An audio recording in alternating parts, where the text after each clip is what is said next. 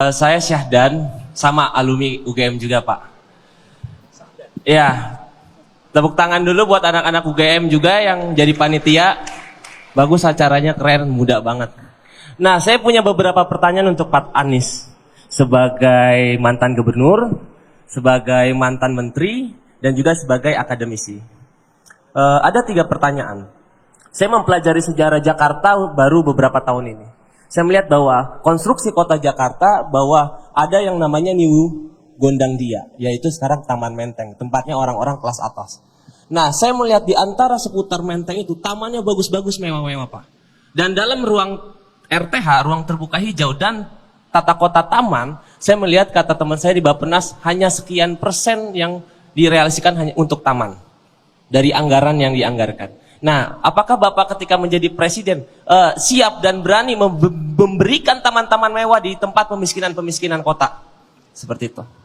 Dan kedua, ketika Bapak sebagai seorang menteri pendidikan, apakah Bapak berani melaksanakan kata-kata bahwa pendidikan akan bisa diakses oleh semua alias pendidikan gratis?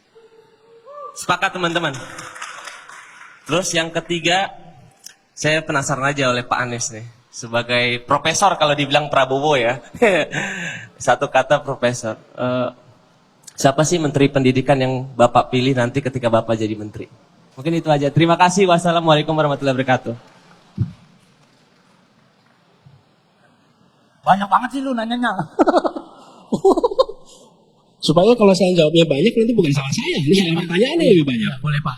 Masing-masing pertanyaan 1 menit. Oke. Taman-taman di Jakarta ada di tempat yang mewah, ada tempat yang nyaman. Itu dulu. Sekarang, hari ini, dimanapun Anda berada, dalam jarak 900 meter, Anda akan ketemu taman. Justru itulah perubahan yang kita dorong kemarin. Membangun taman-taman dengan konsep park. Bukan hanya garden, sehingga itu menjadi tempat bermain. Dan dibangun menyebar seluruh Jakarta. Makanya tadi Bung Sahdan, 900 meter dimanapun Anda berada, Anda akan ketemu taman di Jakarta sekarang. Dan ini dibuat untuk bermain, untuk berinteraksi, karena kita mempercayai taman itu adalah ruang ketiga yang bisa mempersatukan. Segala strata sosial ekonomi bisa berada di taman itu, menikmati tamannya. Dan tidak ada taman dengan tulisan dilarang menginjak rumput, karena itu adalah taman sebagai garden. Itu jawaban nomor 1. Yang kedua, pendidikan untuk semua. Ini adalah prinsip. Bukan hanya pendidikan untuk semua, Bung Sahdan, tapi pendidikan berkualitas untuk semua. Berkualitas itu kata kunci. Anda tidak mau hanya sekedar pendidikan tanpa kualitas. Ini masalah komitmen, bukan soal kata-kata. Tanpa ada kata kualitas, kita bisa kompromi di kualitas.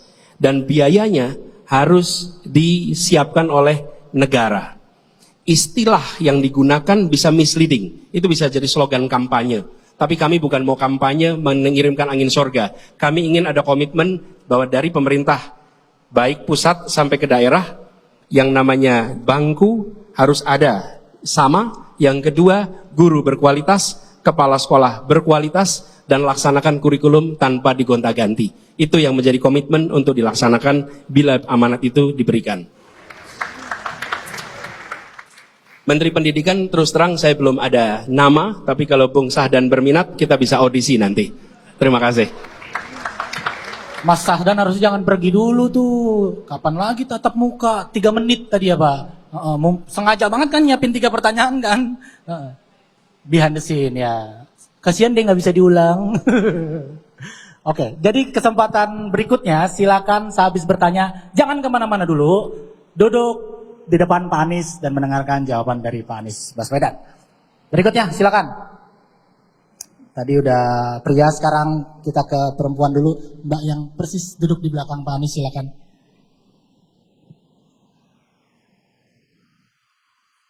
Halo, selamat malam Pak Anies. Saya Novita Natalia, saya co-founder Bicara Udara. Kita tahu Bicara Udara. Kita tahu sekarang isu polusi udara sedang naik.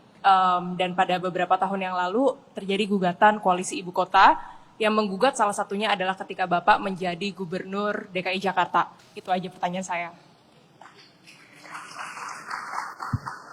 Gini, bicara tentang kualitas udara di Jakarta, itu ada data yang menunjukkan satu saat kita sangat kotor, satu saat kita bersih, dan ada bersih sekali.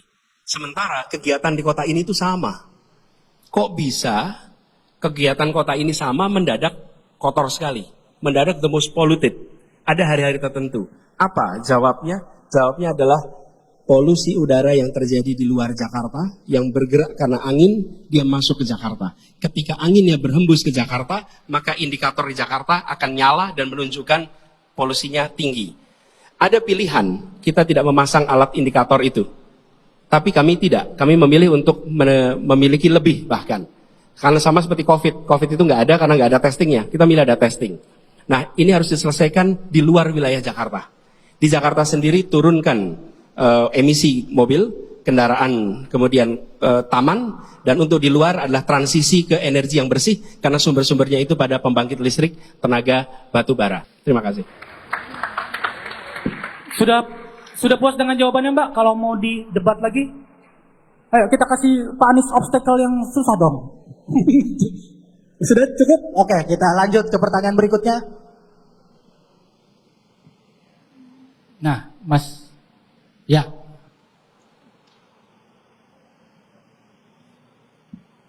Salam kenal Pak. Tes. Salam kenal, saya Aldi Pak. Aldi. Saya itu tahun 2019 saya sebagai co-foundernya Kita Satu, relawan milenialnya Pak Jokowi Amin. Pertanyaannya saya simpel Pak. Pertanyaannya saya simpel. Bapak ini selalu punya slogan perubahan. Perubahan apa yang mau Bapak lakuin? Dan menurut saya, yang Pak Jokowi lakui selama 2 periode ini udah sangat baik. Pertama, kita lihat dari pembangunan. Kedua, pengendalian ekonomi. Dan yang ketiga, pengendalian COVID kemarin menurut saya, rapat pemerintahan tahun ini cukup baik. Dan jeleknya pemimpin-pemimpin di Indonesia Pak menurut saya, itu selalu melakukan perubahan yang dimana start dari nol lagi.